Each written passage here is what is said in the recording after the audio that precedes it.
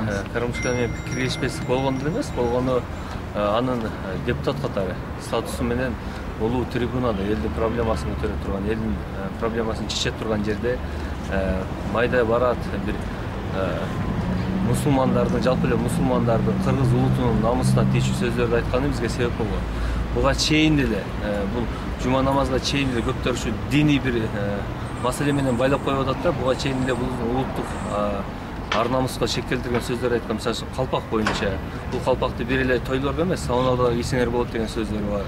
Андан сырткары Алыкул Осмоновдун балким көзү чалыр болгондур да деген бир айтып чыккандары бар.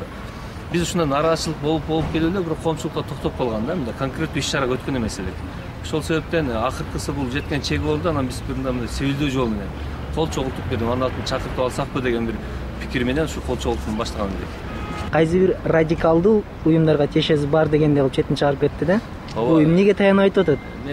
Мен да уктум, эмнеге таянып билбейм. Болгону баягы буга чейин мусулмандарды бир гана ибадат менен алек болуп, немиз намаздан чыгып, мечиттен чыкпай эле намаз окуп жүргөн бир мусулмандарды түшүнүшөт да көптөр. Дин деген бул ислам бир эле ибадат менен чектебейт да, бул коомдор аралык мамиле, ошол эле саясат, ошол эле экономикада ислам өзүн камтып турат. Ошон үчүн баягы мусулмандардын деңгээли өскөн сайын кээ бир жогорку бир маселелердин үстүндө дагы талкуулай баштаганда, буга чейин аларга жаңылык болгон үчүн ушундай бир ой толгоолор пайда болот керек деп ойлодум да.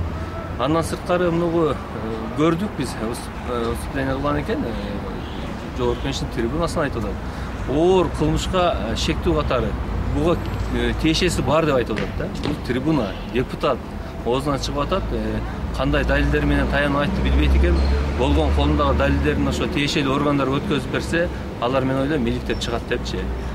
Мен өзүм күнөөм жок экенин толук билем, мен бул менен мындай жооп берип бир соттошууга баргым келбей турат. Себеби азыр биз кол топтоп атканга байланыштуу бул чалагандай болуп, же жеке бир кадыр бар күн үчүн жан талашкандай болуп калышы мүмкүн да.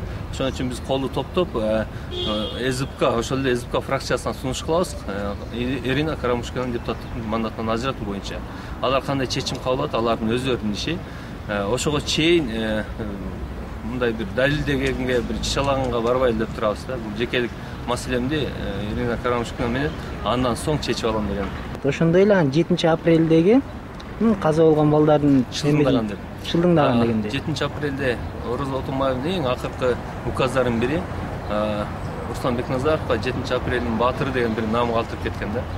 7-апрель күнү ошо балдарды жетектеп дагы площадьта жүргөн селдин бар деп. Мындан сырткары ошол Ош окуясы чыккан учурда Жалал Абад областындагы, Жалал Абад шаары жана Сузак районундагы элдик кошундун жаштар канатынын расмий жетекчиси болуп, ошо калыбына келтирүү боюнча расмий жетекчиси болуп тайындалган. Бул ошол убакта ошол жакта координатор Кубатбек Байболовдун буйругу менен мен ал иш аракеттерим мыйзамдуу жана расмий түрдө болду. Бул жерде Карамушкинага балким кимдир бирөөлөр мындай толук эмес маалымат берип койгондо ошону эле алып чыгып кыйкыргандай эле болуп калды да.